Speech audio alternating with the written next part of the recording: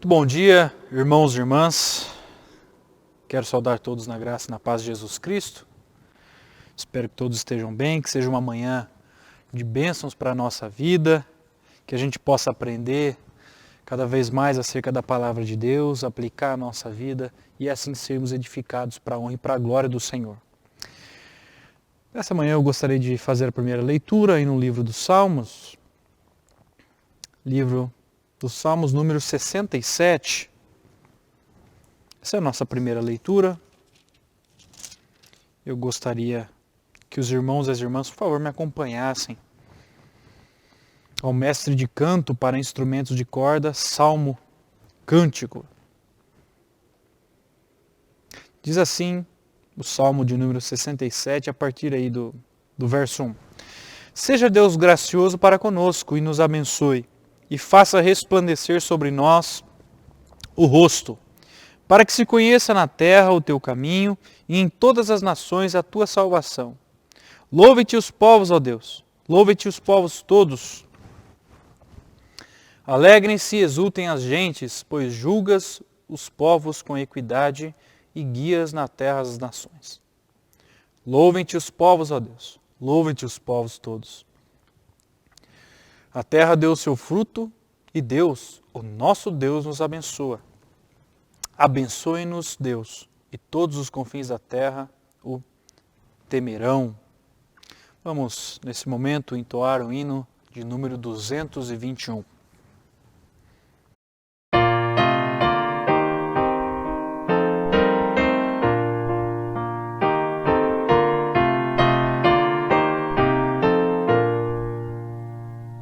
Quero ser um vaso de bênção, sim, um vaso escolhido de Deus, para as novas levar aos perdidos, boas novas que vêm lá dos céus. Faze-me vaso de bênção, Senhor, vaso que leve a mensagem de amor. Eis-me submisso e ao teu serviço eu me consagro, bendito Senhor. Quero ser um vaso de bênção para todos os dias fazer os culpados que vivem nas trevas o perdão de Jesus conhecer. Faze-me vaso de bênção, Senhor, vaso que leve a mensagem de amor. Eis-me submisso e ao teu serviço eu me consagro, bendito Senhor. Quero ser um vaso de bênção, sim, um vaso de bênção sem par, anunciando que os crentes em Cristo, jubilosos nos céus hão de entrar. Faze-me vaso de bênção, Senhor, vaso que leve a mensagem de amor. Eis-me submisso e ao teu serviço eu me consagro, bendito Senhor.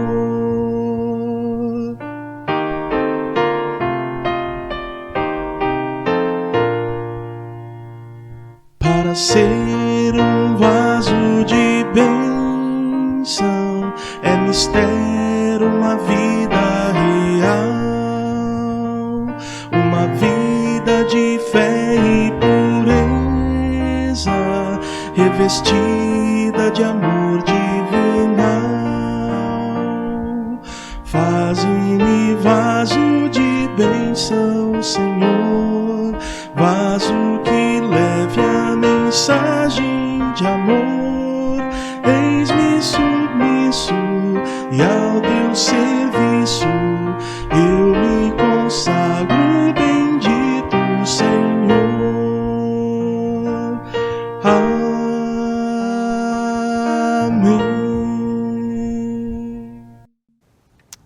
Oremos. Pai de amor, Pai de graça, de bondade, de misericórdia, com grande alegria que nós, essa manhã, nos colocamos diante do Senhor como igreja,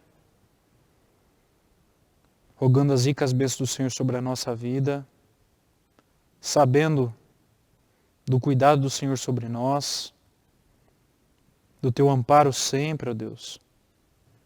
Queremos adorar e exaltar o Teu nome, porque o Senhor tem cuidado, zelado pelo Teu povo.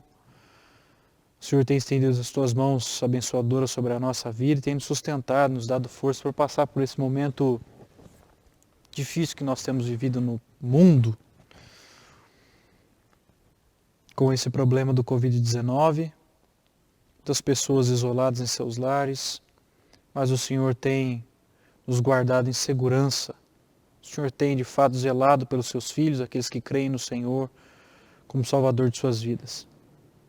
Nós o louvamos, ó Deus, nós o adoramos, porque o Senhor de fato é digno de todo louvor, de toda honra, de toda glória e de toda adoração. Recebe o nosso louvor, recebe o nosso culto nessa manhã e que possamos fazer isso sempre, para o louvor e para a honra do Teu nome. Essa é a nossa oração, fazemos isso agradecidos em nome de Jesus. Amém. Irmãos, quero ler ainda mais um texto. Agora o texto de Gênesis, no capítulo 3, verso de número 15. Chamado proto-evangelho. Deus já está aqui anunciando, prenunciando aqui a vitória de Cristo. Por isso é chamado aqui do proto-evangelho. Gênesis capítulo 3, verso de número 15. Diz aí o texto bíblico. Porém, inimizade entre ti e a mulher, entre a tua descendência e o seu descendente.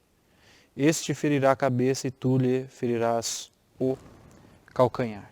Esse é o momento onde nós vamos orar ao Senhor para que Ele nos abençoe como igreja, para que Ele traga para a nossa comunidade, para a mentalidade do povo, uma única mentalidade missionária, um único coração missionário, para que o Senhor continue nos sustentando e para que a gente entenda a necessidade de anunciarmos esse Evangelho. Esse Evangelho que é anunciado aqui em Gênesis 3, esse Evangelho que promete desde já a vitória de Cristo, o descendente, aquele que pisará a cabeça, aquele que pisa a cabeça da serpente, que vence o inimigo. Que nós como igreja tenhamos essa mentalidade de anunciar esse Evangelho que pode salvar perdidos pecadores. Então eu quero convidar você agora a fechar os seus olhos aí na sua casa, vamos interceder nesse momento pela obra missionária. Oremos. Santo Deus, nós entronizamos agora o Senhor em nossa oração como igreja, como comunidade da fé, sabendo das nossas responsabilidades que nos são impostas. Primeira, mais importante, é glorificar o Senhor com a nossa vida.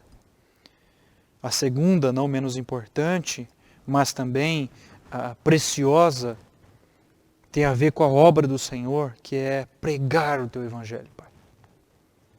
Ajuda-nos como igreja a ter uma mente única, ter unidade de pensamento com relação à obra missionária. Ajuda-nos, Pai, a entender a importância desse trabalho de proclamação, de evangelização, de investimento em obra missionária. Ajuda-nos, Pai, a termos um coração disposto a obedecer a Tua palavra e a investir nisso. Seja com o nosso dinheiro, seja com a nossa oração, seja com os nossos pés, indo às nações, proclamando e evangelizando as pessoas, para que mais pessoas possam glorificar, possam reconhecer, possam professar fé no Teu nome e serem assim salvas pelo Senhor. Deus, ajuda-nos a cumprir os Teus propósitos. Ajuda-nos a nos submeter à Tua palavra, aos Teus ensinamentos, para que sejamos de fato uma igreja missionária, pois para isso nós somos chamados. Essa é a nossa oração. Fazemos isso agradecidos em nome de Jesus. Amém. Amém.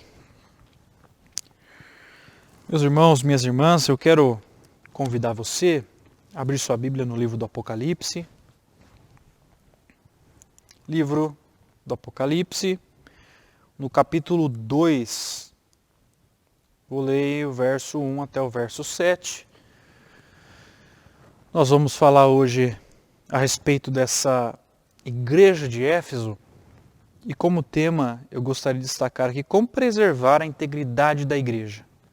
Como preservar a integridade da igreja. E quero fazer uso desse texto para a nossa meditação nessa manhã. Apocalipse capítulo 2, versos de 1 a 7. Diz assim o texto bíblico. Ao anjo da igreja em Éfeso escreve: Estas coisas diz aquele que conserva na mão direita as 7 estrelas e que anda no meio dos 7 candeeiros de ouro. Conheço as tuas obras, tanto o teu labor como a tua perseverança, e que não pode suportar homens maus, e que puseste à prova os que a si mesmos se declaram apóstolos e não são, e os achastes mentirosos. E tens perseverança e suportastes provas por causa do meu nome, e não te deixaste esmorecer. Tenho, porém, contra ti, que abandonaste o teu primeiro amor. Lembra-te, pois, de onde caístes. Arrependa-te e volta à prática das primeiras obras. E se não, venho a ti, moverei do seu lugar o teu candeeiro, caso não te arrependas. Tens, contudo, a teu favor que odeias as obras dos nicolaítas, as quais eu também odeio. Quem tem ouvidos, ouça o que o Espírito diz às igrejas. Ao vencedor, dar-lhe-ei que se alimente da árvore da vida que se encontra no paraíso de Deus. Oremos mais uma vez. Pai bendito, nós estamos diante da Tua Santa Palavra. Pedimos agora a iluminação do Teu Santo Espírito para que a gente possa discorrer sobre esse texto, entendermos os pontos práticos dele, para que a gente possa, de fato, preservar a integridade da Igreja do Senhor, para que ela permaneça justa, íntegra e fiel a Ti sempre, vivendo sempre para a honra e para a glória do Teu nome. Essa é a nossa oração, fazemos isso em nome de Jesus. Amém. Irmãos, ser fiel à doutrina basta. Ser fiel à teoria basta. Deixa eu colocar isso aqui de uma maneira mais fácil, a gente tentar compreender ou refletir sobre essa pergunta que eu estou fazendo. Uma boa ortodoxia, teoria, desvinculada de uma ortopraxia, uma prática, ela funciona? É claro que não. Ser conservador quanto à doutrina, mas desvinculá-la dos seus aspectos práticos, é o mesmo dizer que você gosta de andar de carro, precisa do carro, mas não quer colocar gasolina, combustível para o carro andar. Ou seja, não serve para nada. Nós precisamos, como igreja, alinhar a nossa teoria à nossa prática, porque boa teologia é teoria na prática. Grave isso. Boa teologia é teoria na prática. São inseparáveis. É isso que traz crescimento espiritual para a igreja, é isso que traz amadurecimento para o povo de Deus. E a gente tem aqui como exemplo uma igreja fiel à doutrina, mas que estava desconexa em sua prática. Mais específica ali a prática do amor, tá? Não totalmente desconexa, mas tinha alguns erros que precisavam ser consertados. E ela colocava aqui em xeque a sua integridade e fidelidade ao Senhor por desconectar a teoria da praticidade. Essa igreja é a igreja de Éfeso. Ela vivia uma vida cristã dicotômica, né? Vida teórica, em certo aspecto desvinculada da sua vida prática. Tá? Veja o texto no verso 1. Ao anjo da igreja em Éfeso escreve. Esse anjo daqui, é claro que está se referindo ao pastor da igreja. Essa é a posição bíblica mais, historicamente, biblicamente, consistente. Tá? Jesus, então, está instruindo o apóstolo João a escrever uma carta destinada ao pastor da igreja de Éfeso. não só ao pastor, mas também ali a toda a comunidade. Mas o pastor é o alvo ali, tá? Como que era esse ambiente no qual estava situada essa igreja? A cidade de Éfeso era maior, mais rica e mais importante cidade da Ásia Menor. Ali ficava um importante porto, no qual, se você precisasse ir para algum lugar, você precisaria ir até Éfeso, pegar um barco dali e ir para as demais regiões, demais cidades. Era conhecido também como Feira da Vaidade. Ela ficou conhecida por ser também a Porta dos Mártires. Os cristãos que eram presos e eles seriam levados até Roma, quando eles eram presos, eles eram levados até Éfeso, de Éfeso pegavam um barco então e partiam para Roma, por isso ela foi chamada de Porta dos Mártires. Era um centro cultural também, a deusa Diana, apesar de haver ali culto ao imperador também, né? Mas era um centro cultural a deusa Diana. O que acontecia nesse centro cultural? Né? Haviam templos, esses templos eram dedicados a Deus, e o da deusa Diana era aquele templo dedicado onde as pessoas cultuavam a Deus através de orgias, né? Imoralidade. Então tinha algumas sacerdotisas que funcionavam como prostitutas. Então, se você chegasse lá e fosse cultuar a deusa Diana, teriam ali ao seu dispor sacerdotisas ali para, né, fazer sexo. Então é uma cidade muito imoral. Esse é o ambiente no qual essa igreja está plantada. Veja que não é nada fácil, né? Você tem essa imoralidade envolvendo os cultos à deusa Diana, mas você tem também a questão do Deus imperador, né? Ele clamava para si, ele atribuía a si o ser divino, ser uma divindade. Então, se você não adorasse o imperador, você também era perseguido. Então, veja o ambiente no qual essa igreja, esses irmãos aqui de Éfeso viviam. Como que essa igreja, ou como que o evangelho chegou até esse local? Paulo, no final da sua segunda viagem missionária, por volta dos o ano 52, na terceira viagem ali, por volta da sua segunda viagem ele passa por lá, e na terceira viagem ele permanece lá por 3 anos. Né? O evangelho vai se espalhar dali por toda a Ásia Menor, então o evangelho tem sua fonte ali, né? E dali ele começa a se espalhar por toda a Ásia Menor. Essa igreja cresce. Timóteo é enviado para lá pelo apóstolo Paulo para pastorear essa igreja. Nós já conhecemos a carta do apóstolo Paulo a Timóteo, os problemas que envolviam toda a questão doutrinária, levantamento de líderes aptos para combater falsos mestres. É uma região muito imoral. E precisava de alguém que fosse capaz para pastorear essa igreja. Timóteo foi então o homem escolhido. Depois de 40 anos, Jesus enviou uma carta mostrando essa igreja, ou pedindo a essa igreja que permanecesse fiel à doutrina. Mas era uma igreja que estava se esfriando no amor. O apóstolo João foi pastor dessa igreja. Tá? E por isso que Jesus envia então uma carta a essa igreja após 40 anos, através de um dos pastores da igreja, para que essa igreja abra os olhos para algo que ela está deixando de lado, está esquecendo. Então, mais uma vez, a gente tem aqui a teoria desalinhada da sua prática. Continua o verso 1 aí. Estas coisas diz aquele que conserva na mão direita as 7 estrelas e que anda no meio dos 7 candeeiros de ouro. 7 estrelas aqui são as igrejas. São 7 igrejas. E Jesus diz que ele não somente está no meio das igrejas, mas ele está andando entre as igrejas. Olha que interessante, Jesus não só anda no meio das igrejas, mas ele conhece a igreja. Né? Ele está presente no meio das igrejas. E à luz desse texto eu quero destacar como preservar a integridade da igreja. E o primeiro ponto que eu gostaria de destacar é ter boa doutrina, versos 2 e 3. Acompanhe comigo. Conheça as tuas obras, tanto o teu labor como a...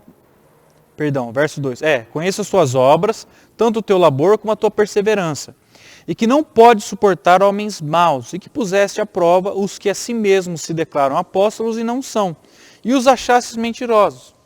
E tens perseverança e suportaste provas por causa do meu nome, e não te deixaste esmorecer. Irmãos e irmãs, ter boa doutrina é fundamental para que uma igreja cresça no conhecimento e na graça de Deus. A igreja de Éfeso estava destacando por conta disso. Era uma igreja que conhecia a doutrina, era uma igreja fiel, dedicada ao extremo às questões doutrinárias acerca da sua fé. Ela fazia isso muito bem. Por isso Jesus destaca aqui 3 grandes virtudes dessa igreja. E da igreja de Éfeso. E é o que nós precisamos aplicar na nossa vida para que a gente tenha uma boa doutrina. A primeira virtude que ele destaca é uma igreja fiel à doutrina. Né? Mesmo cercada por perseguição e mesmo atacada por constantes heresias, essa igreja permanecia fiel e firme na palavra de Deus. Essa igreja estava enfrentando falsos apóstolos, como diz aí o texto, que estavam ensinando heresias perigosas, que poderiam minar a fé dos outros, que poderiam destruir o ambiente da igreja. Só que eles tinham discernimento espiritual, e isso fez com que eles se tornassem intolerantes a esse tipo de coisa. E eles se levantaram contra o pecado moral, contra as heresias, os falsos ensinos que estavam tentando perverter os princípios fundamentais da fé. Então são irmãos que tinham no seu coração, na sua mente, a palavra de Deus gravada. Por exemplo, eles tinham aí os nicolaítas que estavam perturbando a igreja. Eles pregavam um evangelho mais libertino, liberal, sem exigências, sem proibições. Não você poderia comer o que você quisesse, fazer sexo fora do casamento. E isso acabava estimulando a imoralidade. A igreja de Éfeso não tolerou esse tipo de coisa e se levantou contra esses falsos mestres e suas falsas obras. Ela era também uma igreja que era engajada com a obra de Deus. Veja, ela não era apenas teórica, ela agia em certo sentido no que diz respeito à doutrina, tá? Então ela colocava em prática. Os seres humanos nessa igreja eram engajados. Irmãos e irmãs engajados no estudo sério da doutrina. E a palavra grega aqui, para labor, descreve esse trabalho pesado, duro e árduo que eles tinham com relação às questões doutrinárias. Então, demandava toda a energia, eles depositavam toda a sua energia nesse estudo. Era uma igreja muito séria. Era uma igreja também perseverante em meio ao sofrimento. Éfeso era um grande centro de culto ao imperador, era um grande centro de culto à deusa Diana, e muitos crentes estavam sendo perseguidos e mortos, ou se entregando à imoralidade por conta dos templos à deusa Diana. Outros estavam sendo seduzidos a cair nos falsos ensinos, os falsos apóstolos. Então, olha o tanto de coisa com que eles tinham que lidar e lutar. O culto ao imperador, culto à deusa Diana, a parte de imoralidade, falso ensino que estavam tentando perverter a fé que eles tinham. Então, os crentes dessa igreja, eles estavam prontos a enfrentar todas as provas por causa do amor a Cristo. Eles não esmoreciam na fé, eles eram perseverantes. E nós podemos aprender algumas coisas com eles. Primeiro, a igreja de Jesus precisa aprender com a igreja de Éfeso a busca da palavra, a busca com mais intensidade pela palavra de Deus. O que se tem hoje é um desejo por experiência. O que se tem hoje é o desejo pelo místico, em detrimento daquilo que em detrimento da palavra de Deus, daquilo que é sólido, daquilo que nos firma, aquilo que firma a nossa fé. A igreja hoje deixou de ser um centro pensante. Na verdade, a igreja gosta de sentir. Porque eu estou sentindo isso, eu estou sentindo que Deus está querendo isso, mas não tem base bíblica para essas coisas. A igreja deixou de ser um ser pensante, um organismo pensante, para se entregar às experiências e a sentimentos. E a palavra de Deus vai sendo deixada de lado. Muitas pessoas não querem doutrina. As pessoas querem sonhos, visões, revelações, profetadas. O que tem determinado o rumo de algumas igrejas são exatamente essas experiências estáticas, místicas, transcendentes. Mas o estudo sério das Escrituras tem que se deixar de lado. Não era assim com a igreja de Éfeso, eles eram extremamente dedicados a isso.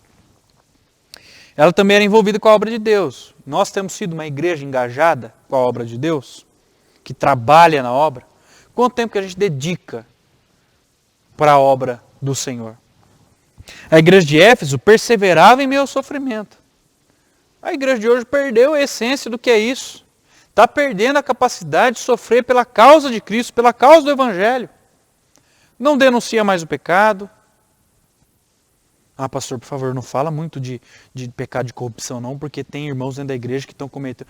Ah, pastor, não fala muito sobre adultério, porque tem irmãos dentro da igreja. Irmãos, esses pensamentos, esquemas de corrupção dentro da igreja, essas coisas precisam acabar. Nós precisamos nos levantar assim, contra todo tipo de pecado, porque isso acaba inflamando a igreja. Isso faz com que a igreja perca o seu foco, perca a visão missionária.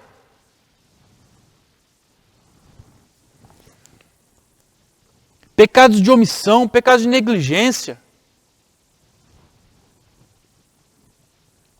Ter boa doutrina, irmãos e irmãs, vai nos ajudar aí a termos uma visão do todo do que é essa igreja e também vai nos ajudar a lutar para que a gente não falhe em questões do que diz respeito à integridade da igreja de Jesus Cristo.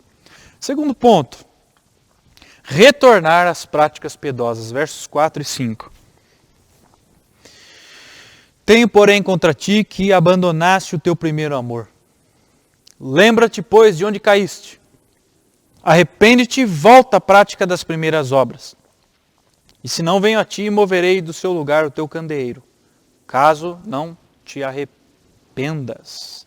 Então vamos analisar agora um pequeno defeito, uma pequena falha que fazia com que a igreja de Éfeso não estivesse andando nos caminhos corretos, de maneira íntegra, plena e justa. Às vezes o conservadorismo extremado pode levar uma igreja ao legalismo e à hipocrisia. Legalismo porque a pessoa se apega demais às leis, demais aos mandamentos e acaba se esquecendo da graça para poder cumprir os mandamentos e as leis. Hipocrisia porque esse apego demais às leis pode fazer com que o legalista cobre das pessoas uma coisa que ele mesmo não consegue fazer. Tá? Mas o contrário também é verdadeiro. Uma igreja libertina que não se preocupa tanto com questões doutrinárias, né? Ela é mais libertina, ou seja, tudo pode com moderação, isso pode levar uma igreja também à ruína. Bom, eles tinham apenas um problema, uma ortodoxia um pouco defeituosa, apenas num ponto, estava desconectada da prática da piedade do exercício do amor, como a gente viu no verso 4. Eles eram capazes de identificar problemas dos outros, falsos ensinos dos outros, mas eles não eram capazes de identificar problemas em si mesmos. Sabe aquela pessoa que consegue, ela olha e ela fala, aquele irmão está com problema em tal área. Aquela irmã está com problema em tal área. Ele consegue muito bem, mas não consegue olhar para si mesmo. Era exatamente isso que estava acontecendo com a igreja de Éfeso. Ela tinha zelo pela ortodoxia, mas ela estava vazia da principal marca do cristianismo, que era o amor. Uma vida piedosa diária tende a refletir aí na prática do amor. Por quê? Porque sua vida plena no amor reflete o amor que você tem por Deus. Aquilo que a gente é no nosso dia a dia vai refletir o nosso relacionamento, a maneira como a gente se relaciona com o Deus que a gente serve. Essa marca do cristianismo tem que nos acompanhar no nosso dia a dia. Cristo oferece a essa igreja uma oportunidade de arrependimento. Olha que interessante. O Senhor não está apontando somente falhas nessas igrejas. Mas após criticá-los duramente, né, a sua situação espiritual, ele ordena aqui, ele dá uma oportunidade, ele ordena para que os efésios voltem, restaurem aquilo que foi perdido. Observe o texto, verso 5. Lembra-te, pois, de onde caíste. Arrepende-te e volta à prática das primeiras obras. 3 atitudes ele pede aqui dos efésios. Lembra-te, relembrem. A ordem é para que ele se lembre de como aqui, essa palavra faz lembrar do passado, da história, de como seus pais na fé viveram. Relacionando com a maneira de vida que eles estavam tendo. Comparando as histórias do presente com a do passado. Como estavam as suas atitudes. Então, perceba que é importante saber onde nós erramos. Esse é o primeiro ponto. Os efésios precisavam relembrar. Veja como que era lá atrás. Veja como vocês começaram. Veja como era o primeiro amor. Olha como vocês estão vivendo agora.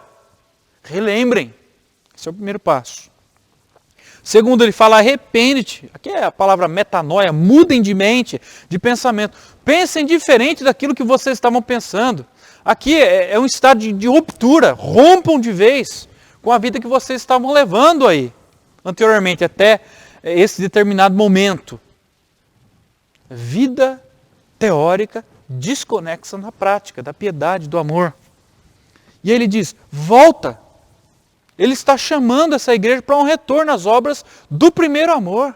Sabe quando você se converteu e aquela chama acendeu no seu coração e fala, uau, é isso que eu quero para mim. Eu amo isso aqui. Aí te chamavam para ir no culto, você ia. Estava chovendo, eu vou assim mesmo. Ah, mas eu estou a pé, mas eu vou de guarda-chuva. Está chovendo, eu vou de guarda-chuva, coloco capa de chuva. Eu vou porque eu amo Jesus Cristo. Sabe? Esse primeiro amor, essa chama que arde, Jesus está chamando essa igreja para voltar a esse primeiro amor. Irmãos, o que é interessante a gente notar aqui? Que não basta saber apenas onde nós estamos errados ou por que estamos errados e precisamos mudar. Ou simplesmente arrepender-se. É necessário a gente saber onde é que a gente precisa retornar para que a gente possa consertar o erro. Você sabe onde é? Voltou lá atrás, viu onde que você errou? Vamos consertar esse erro agora e fazer tudo diferente. Arrepender não é uma emoçãozinha, arrepiou aqui. Ai, não é isso, é um sentimento de culpa pelo pecado. É uma atitude, eles precisavam se decidir a voltar às práticas das primeiras obras. Ou seja, produzir frutos dignos de arrependimento. Ser de fato uma igreja, ser irmãos e irmãs dedicados à obra do Senhor como eles eram no começo. Se os efésios não fizessem isso, olha o que Deus fala a essa igreja. Ele diz aí, e se não, venho a ti e moverei do seu lugar o teu candeeiro, caso não te arrependas. Para que serve o candeeiro?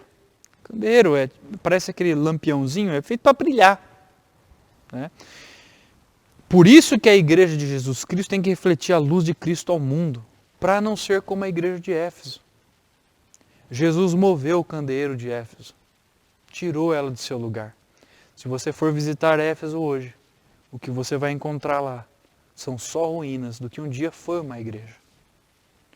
Por isso nós precisamos tomar cuidado, que Deus tenha misericórdia de nós e que nós possamos brilhar, ser sal e luz do mundo.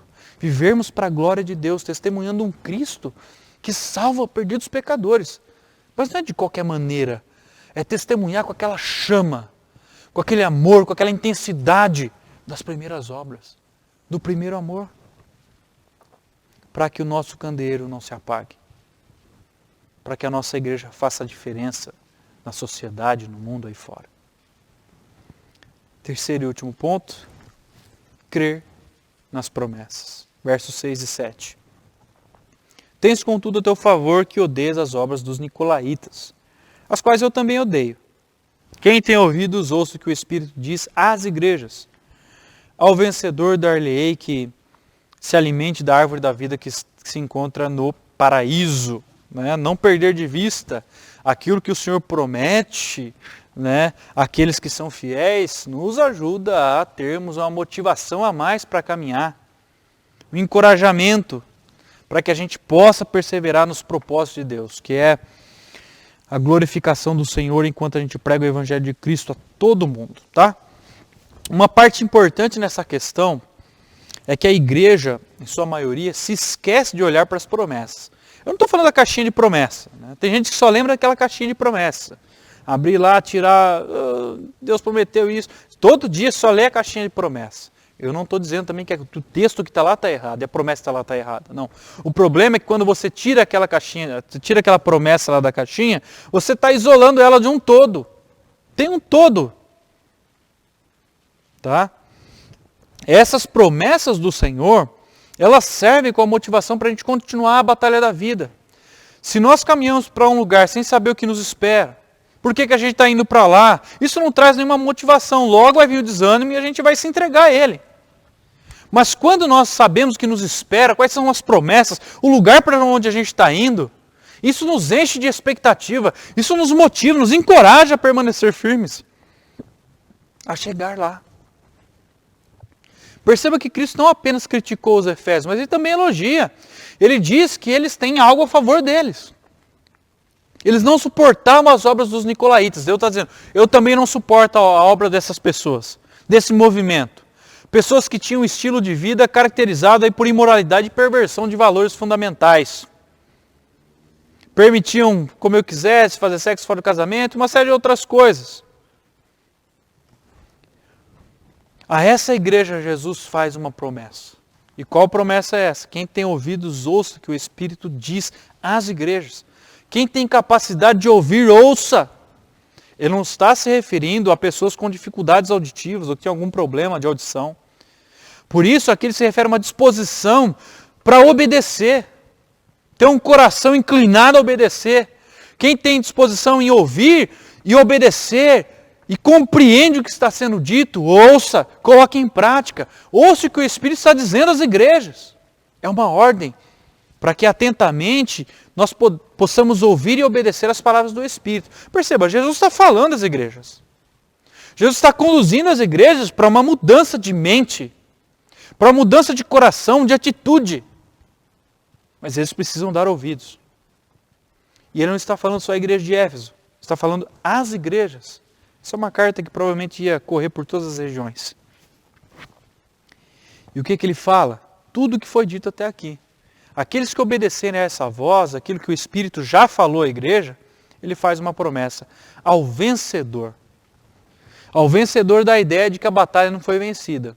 Ou seja, há uma continuidade até a vitória final, tem uma jornada para a gente seguir ainda aqui na terra. Esses que vencerem receberão do Senhor o direito de comer da árvore da vida que está no paraíso. E o que isso nos faz lembrar? Isso nos leva de volta lá no Éden. Aquela árvore que foi proibida que Adão e Eva comessem dela por causa dos seus pecados. Eles foram expulsos. E ela foi então protegida. O Senhor está dizendo, aqueles que vencerem essa batalha, aqueles que permanecerem fiéis até o final, esses vão comer da árvore da vida. O vencedor vai comer dessa árvore. Ele vai viver eternamente com o seu Senhor. Isso descreve a vida abençoada que os cristãos terão, no novo céu e na nova terra. Essa é a promessa do Senhor, destinada àqueles que creem. Destinada a nós que cremos em Jesus. Cristo já venceu a guerra. No entanto, ela ainda não chegou ao seu fim. Isso significa que nessa vida terrena nós vamos passar, mais uma vez, por sofrimentos, tribulações, dor, morte física. Mas cada cristão genuíno que está engajado nessa luta, Deus promete, Deus dará uma vida eterna. E eles poderão ser de fato vencedores no final da jornada. Eu e você, nós que cremos, creia no Senhor. Creia em suas promessas. Creia que Jesus Cristo perdoou os seus pecados. Que Ele morreu, verteu o precioso sangue para te salvar na cruz do Calvário. Creia que essas promessas são verdadeiras e se cumprirão na vida dos seus filhos. Aqueles que professam fé no Cristo crucificado, morto e ressurreto. E eu quero concluir enfatizando os pontos centrais desse sermão. Como preservar a integridade da igreja. Ter boa doutrina, retornar às práticas piedosas, crer nas promessas. Que Deus assim nos abençoe e nos ajude como igreja a preservarmos a integridade dela aqui na terra, a fim de que nós possamos anunciar livremente o Evangelho de Jesus Cristo e viver para a sua glória. Amém. Nós vamos ainda entoar o hino de número 313, em seguida eu vou fazer a oração final e impetrar a bênção. Cantemos juntos o hino de número 313.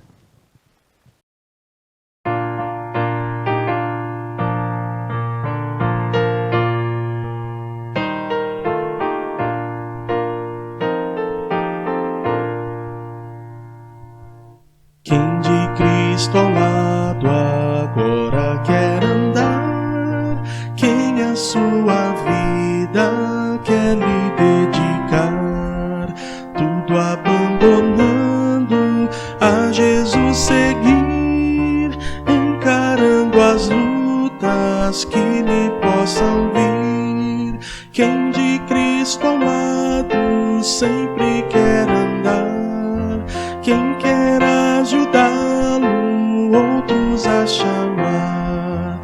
Pela tua graça, pelo teu amor, eis-nos ao teu lado, somos teu Senhor. Não ambicionando honras ou poder, eis-nos todos firmes para combater. Quem o amor de Cristo venha contemplar, há de resoluto ao seu lado estar. Quem de Cristo ao lado sempre quer andar. Quem quer ajudá-lo, outros a chamar. Pela tua graça, pelo teu amor, eis-nos ao teu lado, somos teu Senhor. Não com ouro ou prata, foi Senhor Jesus que nos redimiste, mas por tua cruz, sim, com o teu sangue, sangue remidor, tu nos resgataste de uma vez, Senhor. Quem de Cristo ao lado sempre quer andar.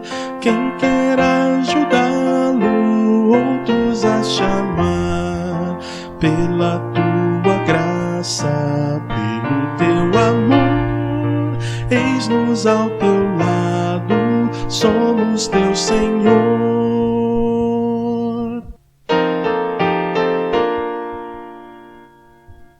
A peleja sempre dura nos será, inimigo forte nos combaterá, mas onipotente é o Rei dos Reis, a vitória é certa para os seus fiéis.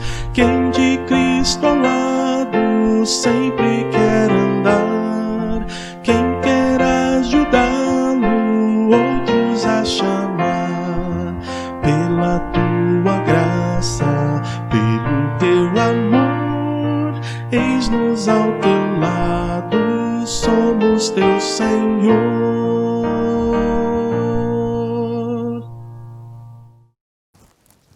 Oremos, irmãos e irmãs. Oh Deus, que palavra de encorajamento para nós. Apesar de todas as lutas que temos passado, o Senhor tem demonstrado amor para conosco, nos perdoando, zelando pelo teu povo, nos conduzindo por passos verdejantes, nos ensinando a tua palavra, nos ensinando a guardar os teus mandamentos, a nos submeter à sua vontade e a retornar àquelas práticas piedosas, como antes, no passado, quando nós nos convertemos, cheios de amor, cheios de dedicação, de expectativa. Oh Deus, faz arder em nós novamente aquele primeiro amor, lá atrás, quando nós éramos mais dedicados. Ajuda-nos a nos inspirarmos, a nos sermos motivados novamente, ó Deus, para darmos continuidade à tua obra. Que a tua igreja possa de fato ter boa doutrina, se dedicar ao estudo sério das Escrituras, colocar em prática essas atitudes piedosas, de amor uns para com os outros, de zelo pela doutrina, de cuidado do teu povo, do teu próximo. Que também possamos olhar para as promessas do Senhor e nos alegrar, tendo plena certeza de que um dia nós vamos terminar essa jornada e nos encontrar com o Senhor. Obrigado, Deus, pelo dia de hoje, por essa manhã. Temos um domingo abençoado na tua presença. Nos abençoe no domingo, no culto do domingo à noite. Que o Senhor também nos guarde durante a semana.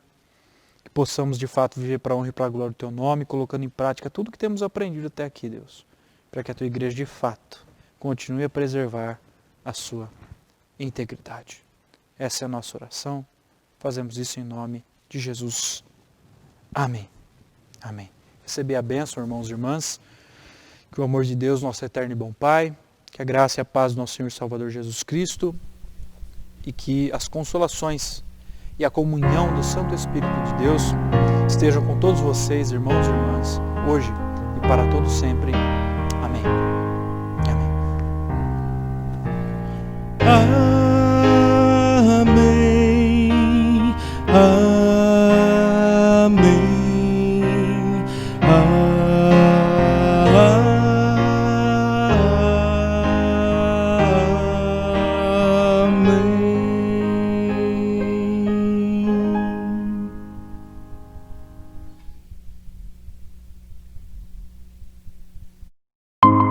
Primeira Igreja Presbiteriana de Bauru, uma igreja missionária.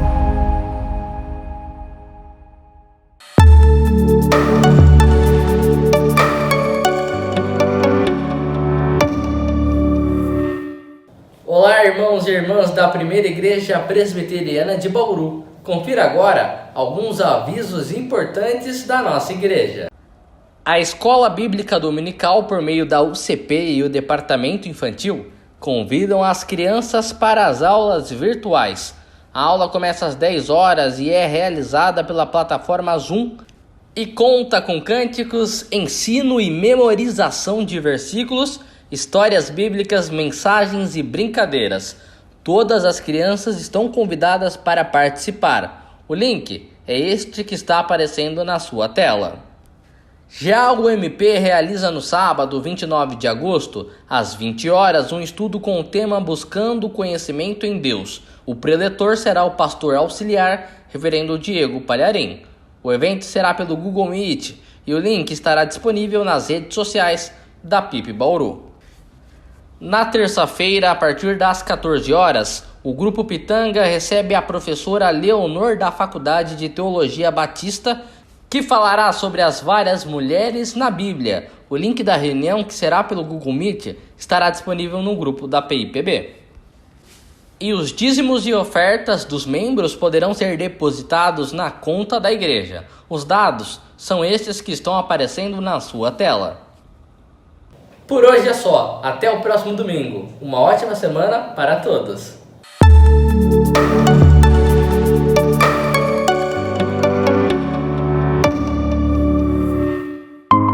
Primeira Igreja Presbiteriana de Bauru, uma igreja missionária.